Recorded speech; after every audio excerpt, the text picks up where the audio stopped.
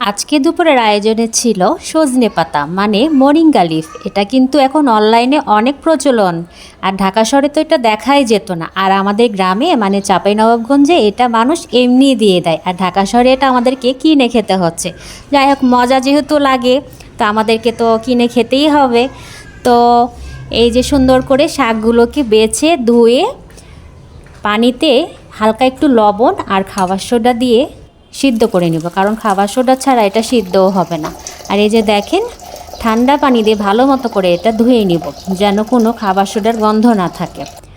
তখন আলাদা পাত্রতে বেশি করে সরিষার তেল গরম করে নিয়েছি, তার মধ্যে পেঁয়াজ রসুন কাঁচামরিচ বেশি করে দিয়ে দিয়েছি।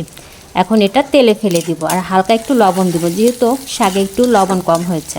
তো অনেকে আছে এভাবে করে রান্না করার পরে আলাদাভাবে পেঁয়াজ মরিচ সরিষার তেল দিয়ে হাতে চটকে মাখিয়ে খায়, সেটাও কিন্তু অনেক মজার হয়।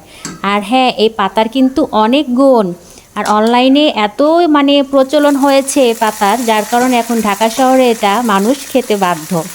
ডায়াবেটিক্স নিয়ন্ত্রণে রাখে, পেটটা পরিষ্কার হয়, মুখে ব্রণ থাকলে অ্যালার্জি থাকলে শরীরে কোনো অ্যালার্জি থাকলে সেটা নিরাময় হয়। তো এর গুণ আমরা বলে শেষ করতে পারবো না। তো আপনারা কিন্তু এটা বাসায় অবশ্যই ট্রাই করবেন যারা এখনও খেয়ে দেখেননি।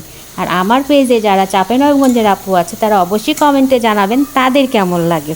তো শাকটা কিন্তু অনেক মজা হয়েছিল, আর দেখতেও কিন্তু অনেক সুন্দর হয়েছিল, যেহেতু অনেক সবুজ সবুজ হয়ে আছে, দেখতে অনেক মজা লাগছে। আর যে কোনো খাবার দেখতে ভালো হলে কিন্তু খেতেও ভালো লাগে। তো যাই হোক, কথা বলতে বলতে আমার রান্না শেষ। আর অবশ্যই সুন্দর সুন্দর কমেন্ট করবেন, ভালো থাকবেন, আর রাকিস লাইফস্টাইলের সাথেই থাকবেন, সব সময় চেষ্টা করবেন। তো এই তো আজ এ পর্যন্তই, আল্লাহ হাফেজ।